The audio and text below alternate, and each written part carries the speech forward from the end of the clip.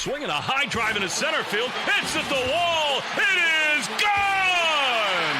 Kasus does it again. It's gone! It's into the bullpen! This game is tied! This game is tied! He swings and rips one to center field. It's high, it's deep, it's back, it's gone! Sale winds, he fires.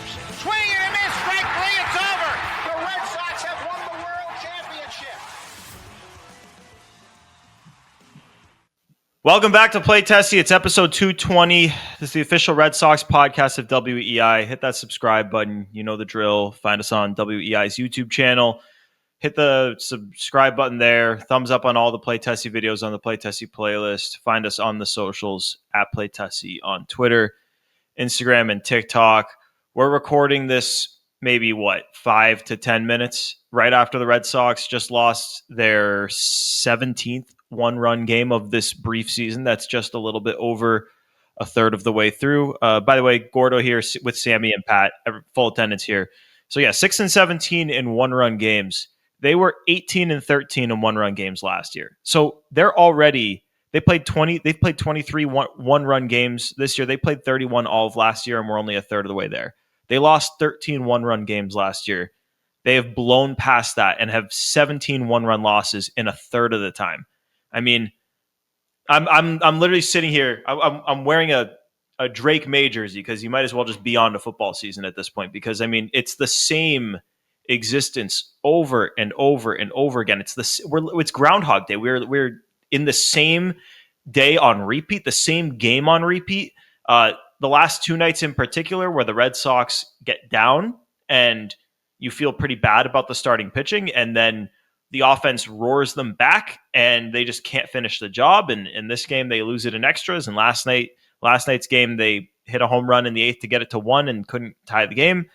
But yeah, I mean, it's the same thing over and over again. We are going to get into the trade rumors, the Jarren Duran trade rumors that surfaced. And, you know, with every loss, those rumors become more and more and more real. I'll give you a spoiler. I would not trade Jarren Duran if the Red Sox are in a position to compete. But with every day that passes, it just looks more and more and more like we're headed towards a team that's going to need to sell at the trade deadline. This team does not have a winner's instinct. I don't know what it is, because generally I'm not like, I like to look at numbers to prove how good a team is, and just like winner's instinct does, like, it's not something that's really computable.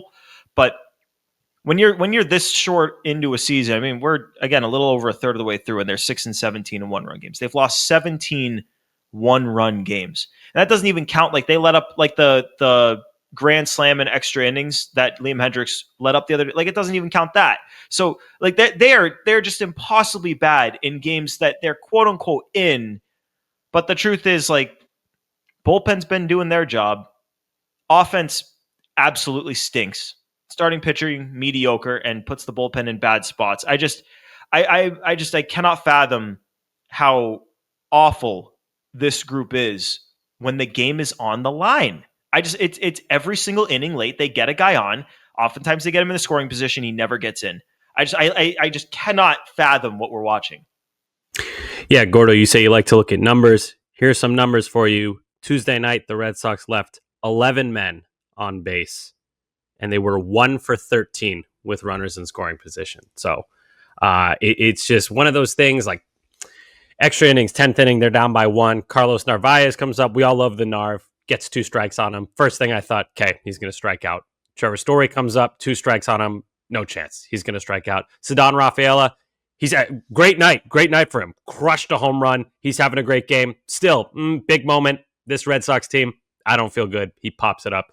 You just never, ever, ever feel good in an important spot with this team. It's so frustrating. And one thing I want to push back on, Gordo, I don't think it's like Groundhog Day. I feel like this team keeps on finding new ways to torture us and disappoint us. Like, they do keep losing these close games. It's the same thing in that respect, but they find new ways to do it. Like Monday night, huge comeback. Great. They're down by 6 in the first inning. They make it a 1-run game.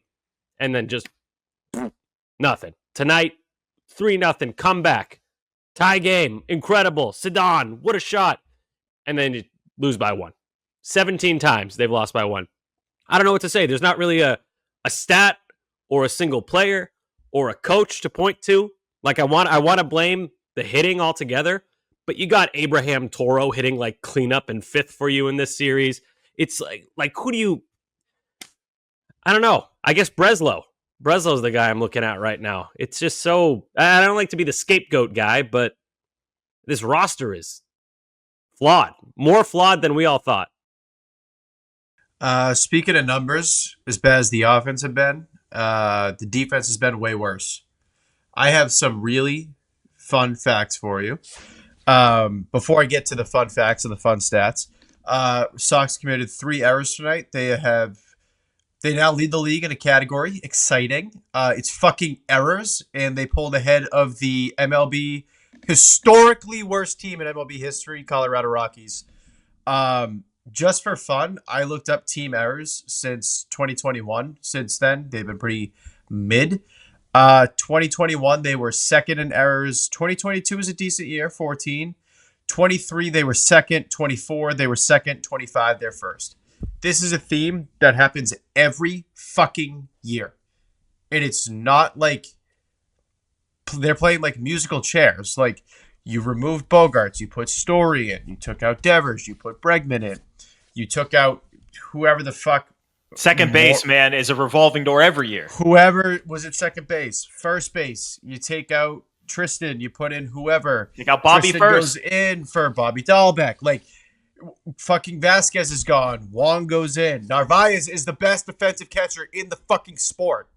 You have 3 potential Gold Glove outfielders, and they still lead the fucking lead in errors. Pat, they have maybe the best defensive catcher, maybe the best defensive center fielder, and maybe the best defensive right fielder in the league, and they lead the league in errors.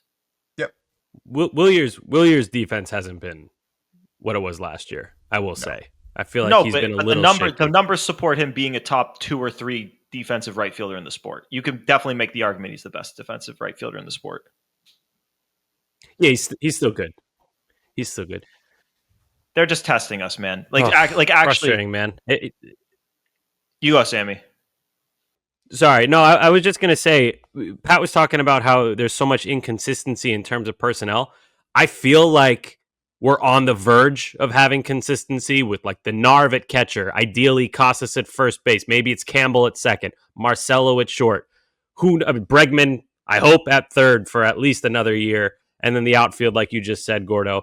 Endeavors at DH. So I think they're on the verge of having this consistency. Like they're with it less than a year away. It's just you could still win without that, and it's frustrating because there is a lot of talent on this roster. It's a talented roster. I think everyone, and it's not just us saying that. Nationally, people were saying this is a talented roster, but it's flawed. And the weirdest thing is, I think the biggest flaw is the bullpen, and that's been the biggest strength the last few days. So it's weird. I don't know who to be mad at right now. I'm mad, but I'm like, who am I even mad at? I'm mad at the position players because what we're talking about, it's all on them, man. Like they're the ones who aren't hitting in big spots. They're the ones leaving guys on base. They're the ones playing bad defense. Like there is no some guys come through in big spots, and it's like you point to them for coming through in a big spot, but you almost always you can point to another moment in that game where they fucked up. Like a perfect example is tonight, actually. Saddon has the huge home run, 3-0 pitch. I was yelling at my TV, take the fucking pitch, and he drives it on the Lansdowne. But earlier in the night, he throws the damn ball into the fucking seats. Like, right. And it's every single night. Whoever has a big moment has a fuck up somewhere else, and it's like, then maybe the one game where that didn't happen was the Abraham Toro game where he just like played a perfect game, man. And it's Cora post game, he said, "We're not getting better." He's pissed. Yeah. Well, you can follow the Cora quotes, and he kind of goes with the wave of where the team is. Like if they lose a game the day after winning, he's not going to kill the team. If they lose back-to-back very winnable games, his quotes are going to get slightly worse. And he comes into every new day with a new mindset and a new attitude, which is good. But Pat, you have the quote. Let's hear it. I have the full quote. Alex Cora said, "We keep making the same mistakes. We're not getting better. At one point, it has to be on me, I guess, right? I'm the manager, so, I got to keep pushing them to be better. They're not getting better. They're not, We keep making the same mistakes. I'll be very honest about it, very open about it. You get frustrated. I watched that game. I was like, wow, this is real. It's frustrating. I wonder, to be honest with you, heading into the Braves series, I definitely thought someone was going to get the axe. Obviously, it's not going to be Cora. He's a couple of months into a brand new 3-year, $7 million a year extension. Like, he's not going anywhere, but someone like Roman Anthony being called up is not going to be the thing that is like the igniting spark that the button that they're going to push to try to fix the team. That's not what they're going to do. To me, I think somebody, and like Pat, I think we had this conversation on the last pod before Sammy got back, and maybe it was when Sammy was here. I don't like calling for specific people's jobs, but like there's a lot of people on the coaching staff that contribute to the output that we see offensively, and I just would not be surprised if at some point soon someone from that staff got the axe, because something. Yes, I'm not going to blame any coach specifically, but I'm also not going to stand up for any of them. Yeah, like there's nobody's doing well. The bullpen coach, credit to whoever is handling the bullpen, Andrew Bailey and whoever is Holty. It's Holty. Holty. I was trying to tip of my tongue. Holty. Yeah, they're doing great. Make Holty the manager. I have Gordo really quick. I have a stat. This is obviously not updated. Counting tonight's game as we record, like 5 minutes after last pitch. The Red Sox have struck out as a team 582 times. The Angels going into tonight 583. The Red Sox obviously struck out more than the Angels, so they move into second, right behind the Colorado Rockies, and they might have passed them tonight. And then if you thought that was bad, they do lead the league in another category. So sorry, I really was celebrating leading the league in the errors category. I apologize. I thought we led in one category. We lead in two. It's strikeouts with runners in scoring position. They have struck out runners in scoring position 171 times. The second closest is the Cincinnati Reds, who have struck out 20 less times with runners in scoring position. Jesus. That's it though, man. Like you talk about playing the game the way it's meant to be played. You're in a tight game, and the Red Sox are in a lot of tight games.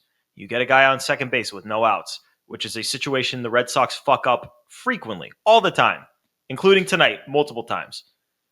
Multiple times at the end of the game, I might add, in the final 2 innings with chances to win and then tie the game. They had speedy guys on second with no outs.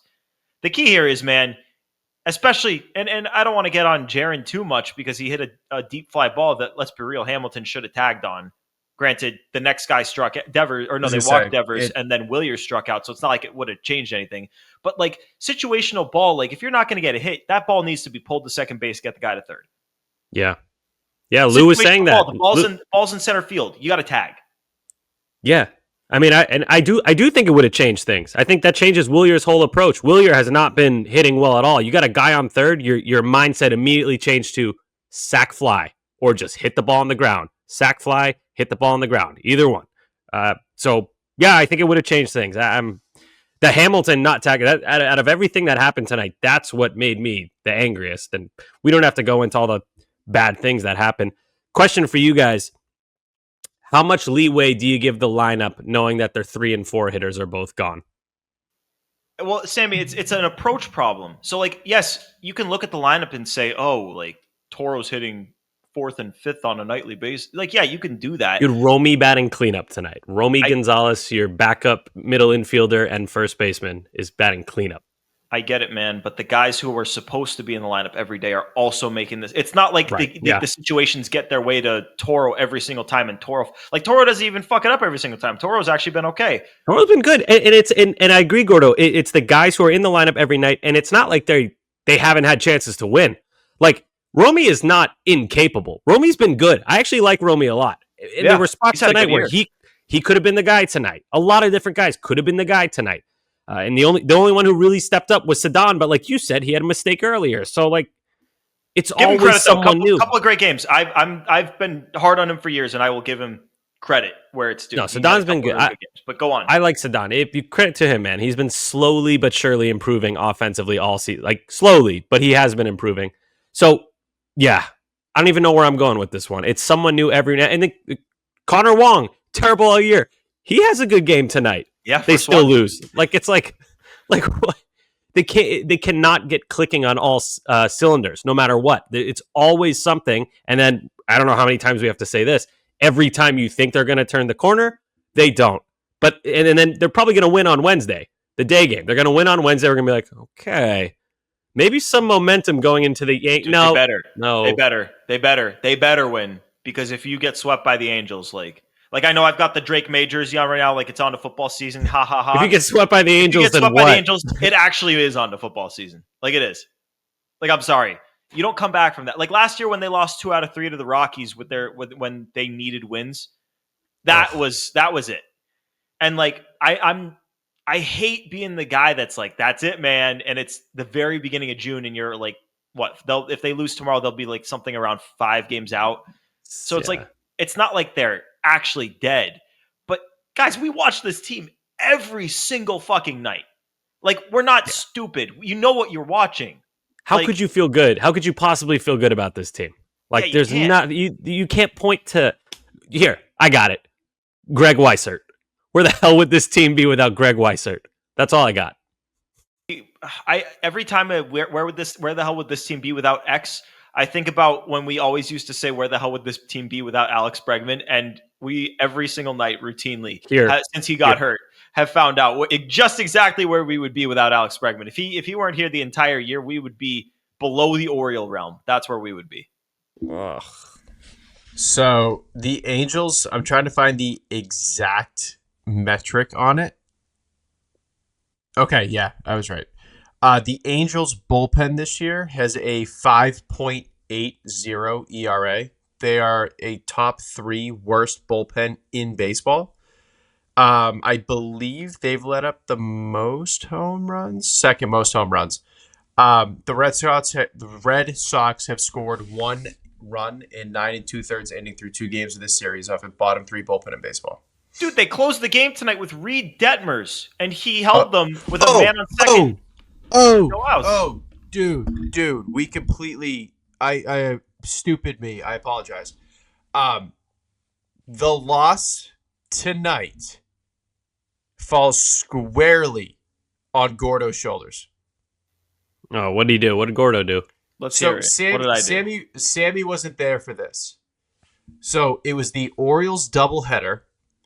Me and Gordo were sitting down watching game 1. He goes, Ramon Urias is your 3-hitter. This guy fucking sucks. 2-run double, goes like 3 for 4 in the game.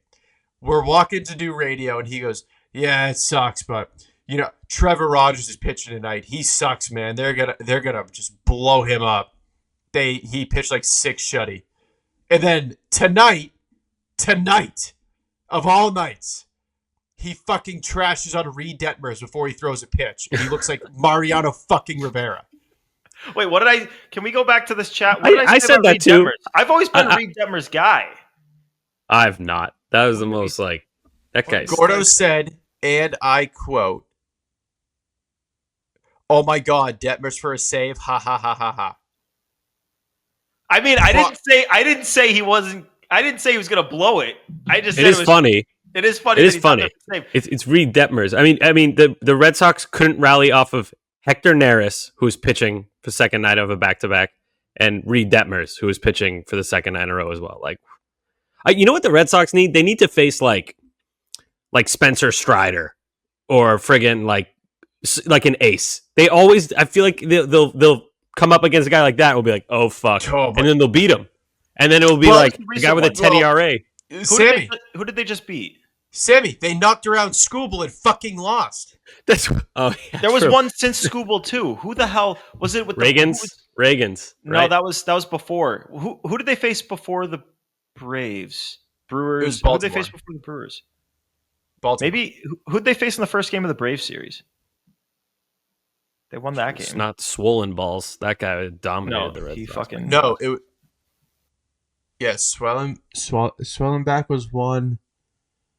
They I don't know, got but the point is, I'm Elder saying one that game. they're good. They're good against guys who are now. I feel like it's been this way for like 5 years too. Like even pre 2021, like it's always like an ace is pitching against them, and you're like, nice, they're gonna win. But then it's a guy with a 9 ERA, and the dude goes 7 shutout innings at the game of his career, and you never hear from him again. But he dominated against the Red Sox at Fenway. Congratulations, Johnny Dickhead, on your 7-inning shutout. No, they haven't hit a big guy since school. I'm wrong on that. You know, I said Kasus was talking to the media today, and he's like, "I'm living my worst nightmare because the recovery from the torn patellar tendon is grueling." We talked about that a lot when it happened, and I've routinely said that the month of May, and like let's be real now, it's spilling into June. The month of May was my own personal hell. Like it was maybe the worst Boston sports month of at least my Boston sports watching career, or at least it's up there. I thought it was my personal hell, but with Tristan Casus, I mean, he has got to be cooped up in the Commonwealth, the Hotel Commonwealth, where I assume he still lives, unless he's moved since the documentary where they show him walking up that thing. But the dude's got to be up, sitting in that hotel room with his leg elevated, watching the Red Sox lose 1-run games and get walked off every single night. He's got it worse than us. Well, he's also a Major League Baseball player, so I don't know. I think we got it worse. Yeah, but he's not. I mean, he might as well not be now. Nah, don't say that. He'll be back, but right now he's not. He's not. You know what he needs? He needs he needs Alex Bregman's warp speed recovery. That was good. That was positive today. Bregman is recovering at warp speed, he says. That's fast as fuck. Yeah. Despite what Joe Blaberman says. You know what else is warp speed? Me hitting the water, jumping off the Zakem tomorrow. Yeah. I thought you said, you know what else is warped? And I was like, ooh, I don't want to know. No. Dude, I can't do another summer of this because it's going to be July. They're going to be out of it. I'm going to have to fucking be into Patriots training camp. Talk myself into Efton Chisholm being Randy Moss. See, this is why I do. This is why I have video games. I have something other than sports now. It's great. It's great. It's like the Patriots. I can't talk myself into them yet. I'll be excited when football season comes around. Not there yet. Red Sox, terrible, ruining my life. Oh, tune out. I'll go to the world of Gillinor and game. It's so like last night, and it's hilarious how many times this exact experience has happened to me this year. But my video game of choice this time of year is MLB The Show. After last night's game, I was like, all right, I gotta go play the show. Up 7-5 in the 9th inning.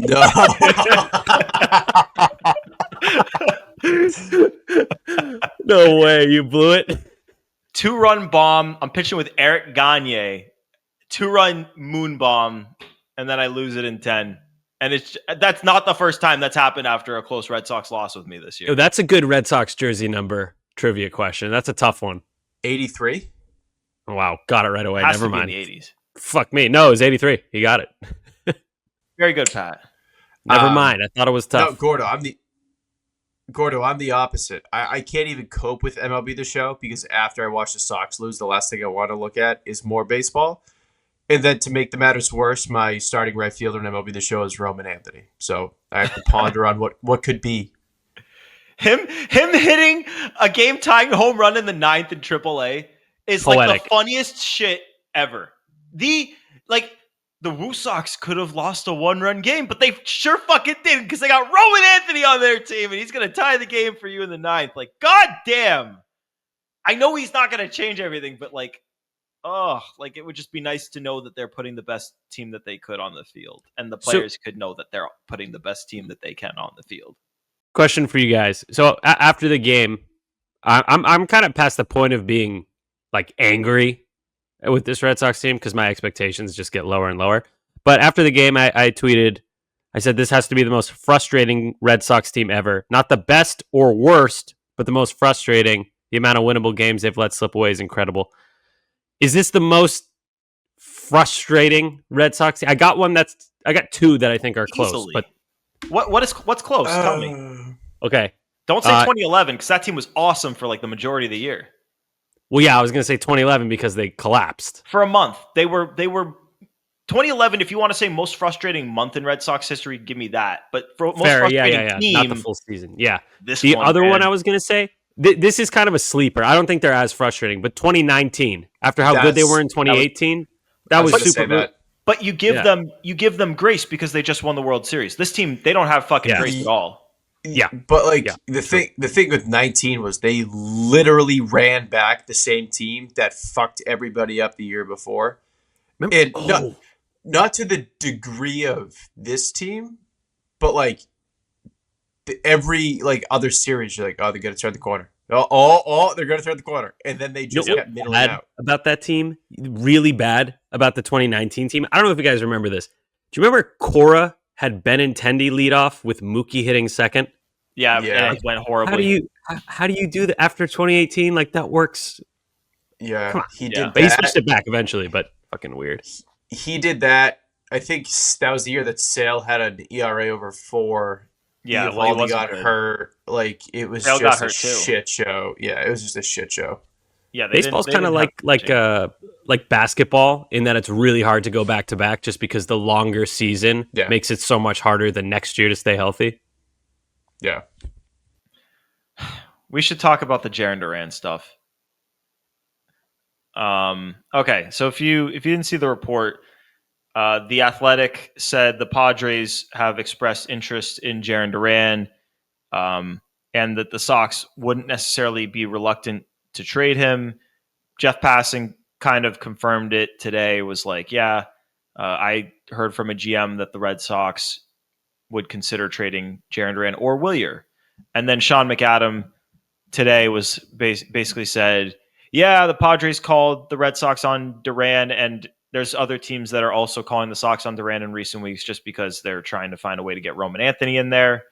Might be a good time to call them up. And the Red Sox were definitely willing to at least listen. Not like they're shopping the guy, not like they want to trade him, quote unquote, but they're not shutting down calls, which to me, I mean, I think if you called most teams about a guy who was top 10 in the MVP voting and has 3.5 years of control, most teams would tell you to go fuck yourself and hang the phone up. The Sox not doing that, and also it getting out that the Sox are not doing that, I think speaks volumes about their potential willingness to trade Duran. So I guess where we should start is... And what they think of Romine Anthony, because he's the replacement. Yes. Where we should start, I guess, is... I mean, because I think we all understand that it's a possibility. Would you trade Jarren Duran during the season? Yeah. Yes. Yeah, Tell me why. I think I would probably trade him in the season. Like, unless the Red Sox are like on fire and he's just like the guy at the top of the order, I'm probably moving him regardless. Like, if they're in the mix, but not like,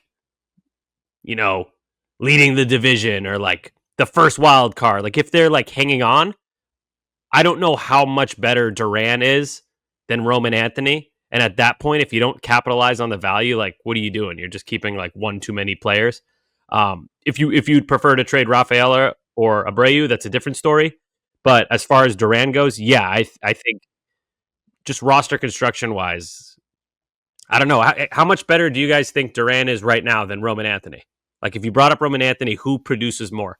It's impossible to know. Like, that's it's tough. You just can't know that. But the fact that it's like a conversation, I think, speaks to itself. Okay, well, hold on. I definitely think if you brought Romine Anthony up today, Jarren Duran is the better player. But I'm just, by how much, like, your guess is as good as mine. Like, we see like guys who aren't top 100 prospects, like Wilyer Abreu wasn't a top 100 prospect, comes up and lights the world on fire.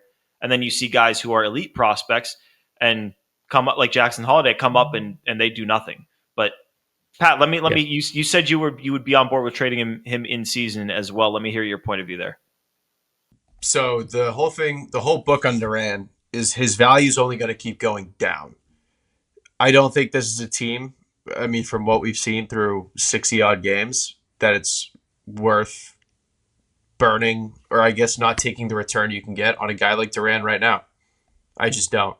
Because if you're holding on to him to miss the playoffs, you have totally missed the boat. You do what the Rockies do every fucking year. So this is the highest it's going to be. It's obviously aside from coming off of last year, but I mean, there's no way they're going to trade him. I should say from this day forward, though, Pat, you can speak from this day forward. His value is probably from not this going to day forward, it's not going to get any higher. And I think this team is not going to be a postseason team. There's no reason in keeping him when you have Romine in the wings. And yeah, you maximize on his value now. So the interesting thing is that when the Athletic, I think his name is Dennis Lin. I shouldn't just keep saying the Athletic. Dennis Lin, I believe his name is. Correct me if I'm wrong. But one thing he said was that, okay, cool. He was saying that the Padres have a gauntlet of a schedule coming up in June, and that's part of the reason why they're making these calls. I'll tell you right now, even with how awful the Red Sox make my life and how terrible these losses are on a nightly basis, I am not trading Jarren Duran today. The only way I would even consider dealing him really is if they are dead in the water and it's at the deadline, because I want to give this group as much of a chance as I reasonably can. I mean, you got guys like Alex Bregman, Garrett Crochet, Walker Buehler, Aroldis Chapman. You brought these guys in to give this team every chance possible to make the postseason. And even though they make my life fucking hell every night, they do deserve a chance to right this ship in time for Alex Bregman to come back, even if it might seem unlikely today. That said, if you get to the deadline, first of all, if they're in the race, fuck no, I'm not trading Jarren Duran. I'm not. This offense sucks. They suck. This offense is awful as is. And you're going to take out the guy that when he produces, that's the only time the offense ever looks competent, is when Jarren Duran produces. You take that guy out of it. Like, I'm sorry, I don't know what the fuck this team is without Jarren Duran on it. Now, if they're dead in the water and you're going to trade them in the offseason anyway, that's a different story. But again, I would still be hesitant to trade the guy. I'm not saying you need to extend the guy. I feel like everyone falls into the boat of you either need to want to extend him or want to trade him. No, he's got 3 years of control. Not even. No, yeah, I agree. Crazy. I agree. Don't extend him. I'm just saying people think that you either have to want to extend a guy or have to want to get rid of a guy. And it's like never acceptable to just want to ride the guy's deal out and take the value and let it be at that point. Like, I'm totally happy to let the Jarren Duran experience ride for the next 3.5 years, and then he gets paid from someone else to spend his mid to upper 30s. But yeah, it's something I would more so consider in the offseason. And even at that point, like, you need to have more offense in this lineup to consider Gordo something like that. And they today, with even going into next year, because these kids are going to be second year guys and still finding their footing, like, you don't have enough offense to sustain a Jarren Duran trade, even heading into next year when you're expecting to have Tristan Casus back. Do you think his value goes down if you wait? First of all, yeah, I haven't even put much thought into trading him in June. I think that's wild. But like, if the Padres were like, "Hey, we'll give you Leo DeVries," you can't say no to that. Yeah. Let's be realistic here. They're not giving you him. The Padres aren't giving you a top. I don't know. Top AJ Preller is like the crackhead of GMs. I agree. I don't think they would do that. I think it's super unlikely. But he's nuts, man. I don't know. He's a weirdo, and he probably thinks, "Oh, I might be gone if these guys don't win." So I don't really give a fuck about a 19-year-old kid in high A. So can I say something about the value thing? Because you guys have both now brought it up. Pat did first about his value is never going to be higher than it is right now, and to that, I say, fuck the value. Like, you need to focus on putting the best major league team on the field for the window that is open right fucking now. And trading Jarren Duran for a kid in single A, kid in double A. No. Yeah, but what if you trade that kid? What if you trade that kid and then you get another Garrett Crochet for 2026? So make it a 3-way deal then. Get the guy now. Don't fucking leave it in the hands. So all right. So you're Red Sox front office that is held back on making moves year after year after year because they're afraid of value. I don't trust. You had a whole thing at the beginning of the show about how we're not stupid. We know what this team is, but now you're not willing to give up Durant because you want to hang on to that shred of hope. It's not just for this year. Oh, come on, dude. Who do the Red Sox have beyond Jarren Duran? Roman Anthony. that is proven in the major leagues. Oh, okay. Alex Bregman. He's not under contract for next year. Also, I don't even think Jarren Duran's that proven. Like, he was amazing in 2024. But, like, before that, he had half a season where he was good. Like, he's not super proven. That's the problem with this whole team, honestly. They're so inexperienced. And not every young team is going to be like the Tigers, where it just all clicks. 2024 Tigers, I mean. Where it all clicks and they all play well together and they're like, hoorah, we can do it with the power of friendship. But so, yeah, I don't know. I'm not married to the idea of keeping Durant. Saddon's going to be in his third year next year. Willier is going to be in his third year next year. Casus, when he comes back, that'll be his third and a half year. Meyer will not be a rookie anymore. Actually, he technically will be. No, he'll have experience. Yeah, but he'll still be young. Bregman hopefully still be around. Narvaez will have a year working with the pitching staff. Crochet's not going to be that young anymore. Like, the guys they're getting there, but right now they're just painfully young. And I feel like if you hang on to Durant or Wilyer Abreu, I'd much prefer to trade Durant. But if you hang on to both those guys, both corner outfielders, both left-handed hitting corner outfielders, when you have Roman Anthony coming up, just seems like a big waste when you badly need a pitcher to follow Garrett Crochet in the rotation. Badly need that. You can afford to trade for that right now. Like, they have the Password who just got ranked top. Got ranked 46th by Password's Keith Law. not getting you anything close to that. He got. I'm not saying alone, but I'm just saying you've got Password who just got ranked 46th by Keith Law. You have Franklin Arias who just got ranked number 8 by Keith Law. And do you want to deplete the farm? Like, I don't want to deplete the farm either. I want to be like the Dodgers, where they constantly have like new talent coming up every year. There's a new young guy like Dalton Rushing just came up this year. They just won the World Series. Dalton Rushing comes up. Huge. Now they have Zaire Hope, who's like a top 20 prospect. I'm not disagreeing with that. No one is disagreeing that they should cut off the flow of prospects. But they've got enough prospect depth to sustain another one of these deals.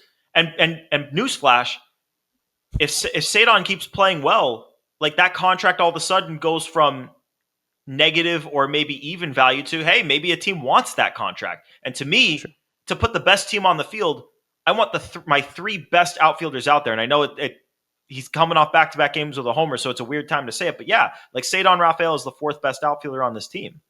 Ooh, I don't know about that, dude. I mean, who's tough. Who's he better than in the outfield? I mean, WAR-wise right now, he's the highest-ranking guy in the outfield. He's higher than Juan Soto right now in terms of WAR. Both WARs. That's I was looking at this today on the WAR stat.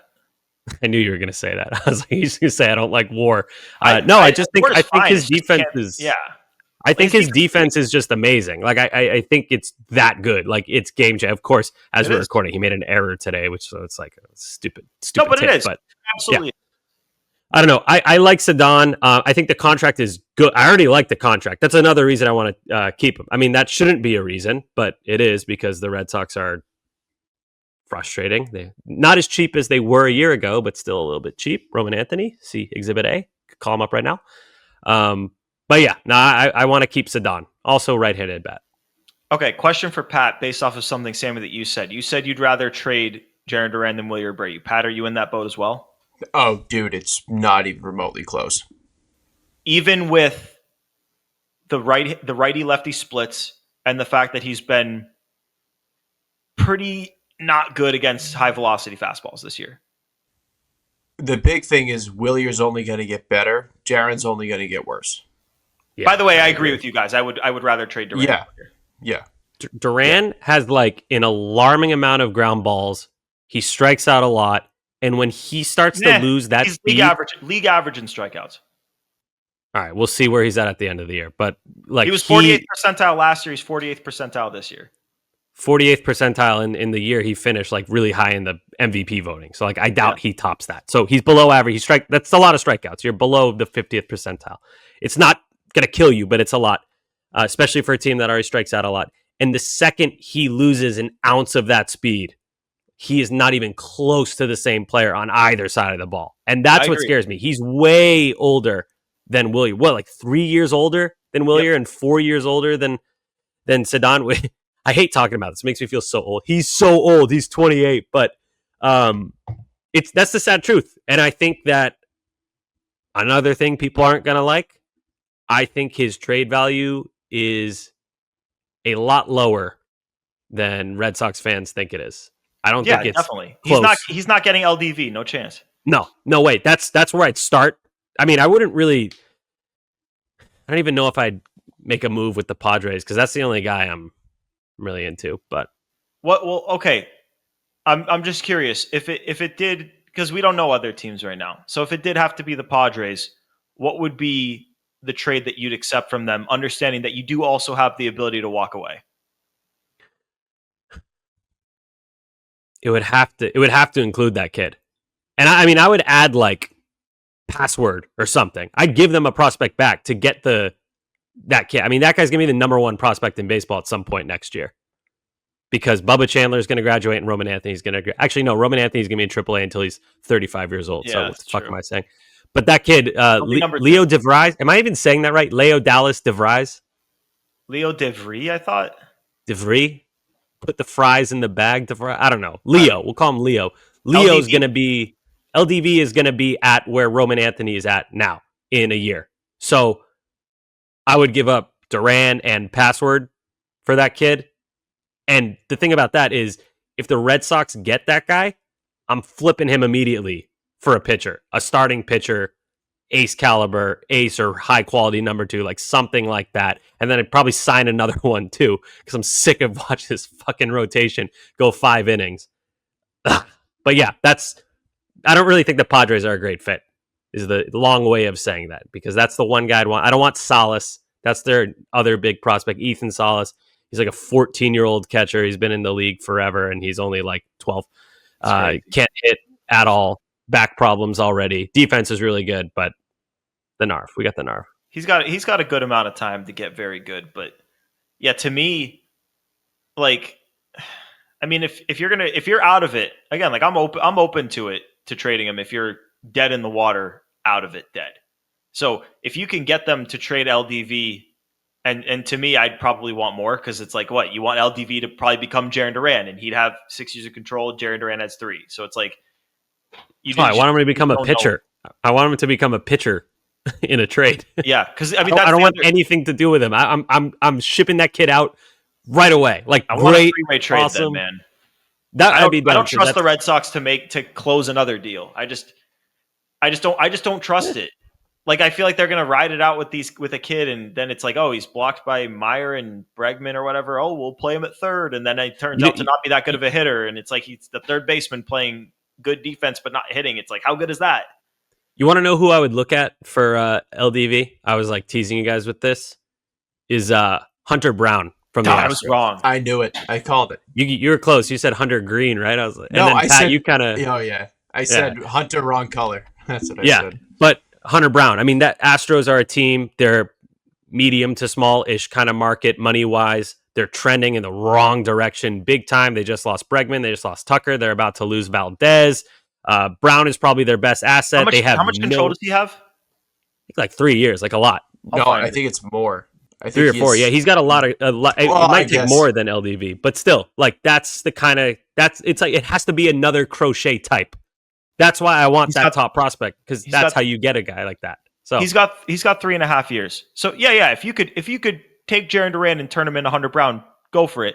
I don't trust them to get a prospect and then wait till the offseason and treat everything right and then make the trade. That's fair. That's a different story. here's one that I thought of that I still don't even think I would do, but if they were even remotely in it, this is the only way that I would consider a move like this, is if you got back. Everything has to start with LDV, but I honestly, like, I don't even think I would do any deal unless it had Luis Ariz in it.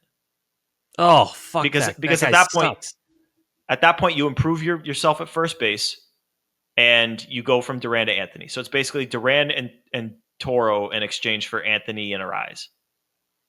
I agree, he's a very imperfect player. I'm not that big on Ariz, but at least it would improve. I think he's bad. Game. Like I think he's a negative. Ooh, I would say dude, bad. This team strikes out like, dude. He possesses the skill set that this team severely lacks. But he's like one of the worst defenders you'll ever see. He's going to make the infield defense even worse. DH him and have Rafi Devers play first fucking base. All right, impossible. No. Okay, I got one. Or how about this? Devers could play first base, and you could DH Yoshida, and you don't even need a rise. Then you don't need to trade Durant, and then you could actually win some fucking games. Hey man, I'm on board with you, dude. In 226 plate appearances this year, Luis Arias has struck out 5 times.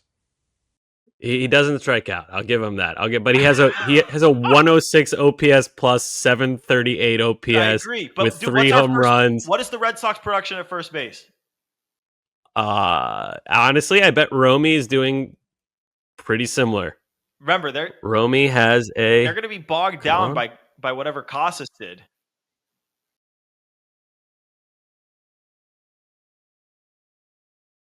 I just don't want to rise, man. He's slow, I no don't power, no defense. He has one tool. He's a one-tool player. I agree, but if you trade Jarren Duran, I'm serious. What offense do you have? And this honestly goes.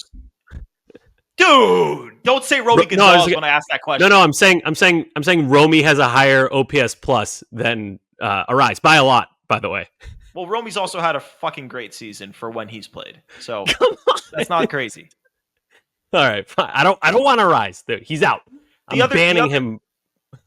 The other thing with making a trade like this is you also it's going to have to be a big package. Like you're not trading Jarren Duran in a 1-for-1, and this farm system is so deep, and especially like if you want to target upper minors guys, forget it, man, because this 40 man is packed in. They're going to have to make maneuvers.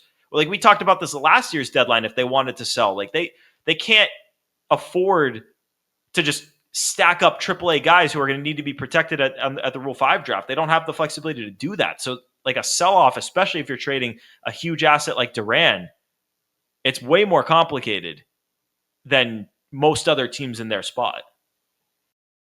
Fair. It's not going to be easy, but I'm just saying, like, I don't like the idea of, missing out on moving an asset like that. That'll just depreciate in value. And you already have like a redundant asset and Roman Anthony coming up. So, they'd have to really catch on fire for me to be against moving Durant. If you want to trade assets at their peak value, man, just trade Roman Anthony then. Like, when does it end? When does it end? Okay, hear me out. You traded 2 top 100 prospects for Garrett Crochet with 1.5 years of control. 2 years of control. Just imagine what you can get for him for his contract right now. I agree. Should be a lot. Just keep trading. Wait, you're talking about Crochet? I thought you were talking about with Durant. Yeah, trade Crochet, man. His value's never going to be higher. Just trade everyone. Fuck it. Value, man. Value. I love value when you're building a team. Like in the stage that the Sox were in for the last 3 years. Like, value's great. But when you're trying to compete, like, fuck that. You're trying to put the best team that fits together on the field. Like, yeah. God. Like, I don't know. I prefer Roman to Durant, but I prefer Roman to Rafaela. Fair. Yeah, fair. I prefer Roman to all 3. Can you imagine if the defense in the outfield wasn't elite and we had like good but not great outfield defense, and then the infield defense oh God. I don't even want to think about it. All right. Does anyone have any enough said before we get out of here? I want the last word on this because I feel very passionate about mine. I got nothing. Sammy?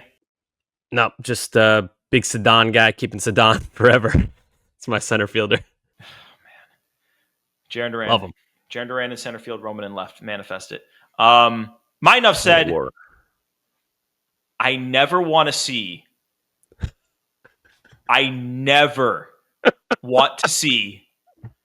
Billy and Jenny from Dining Playbook on my TV screen during a Red Sox game ever again. The timing was so bad, dude. It was so bad. We go down 3-0, and I'm pissed. I'm sitting on the couch, and like we're at the point in time in the season where it's like I'm not demonstrative at all when they go down because I expect it. But when they came on my screen, I jumped up and started screaming. I was like, no, you're not doing this right now. You're not doing this to me. I'm in a vulnerable state, and you're going to bring these guys. on my TV screen. I cannot stand to hear them talk about fucking taquitos like while the Red Sox are trying to rally. And the worst part is the second they left, the Red Sox blew the inning and let's be real, blew the game. What, so like, should we bring them back? They were like, Billy was like, I had to tell Jenny what a warning track was. She didn't know what it was. I'm like, oh, great. That's fantastic. Great. We all became the Joker for a minute. Dude, the laughter in that booth was painful for that. And they made it. Did they leave before an out was recorded? I think they might have. I think there was one out. They might have been one out. Oh, there was just nothing else to talk about. Like, I'm all for having like the charitable endeavors, like the ALS foundations that they had in the booth. Like, by all means, like for a good cause, bring them in and let's talk. And you could talk forever with these people because they have amazing stories and it's for a great cause. I do not need to hear the best place to get a mojito in Boston. I'm sorry. Like, I just like you play your ads. I've watched this guy get the apple in his mouth 8,000 times at this point. Like, it's enough. It's enough. We look a little different today, and that's for good reason. There you got one. Oh!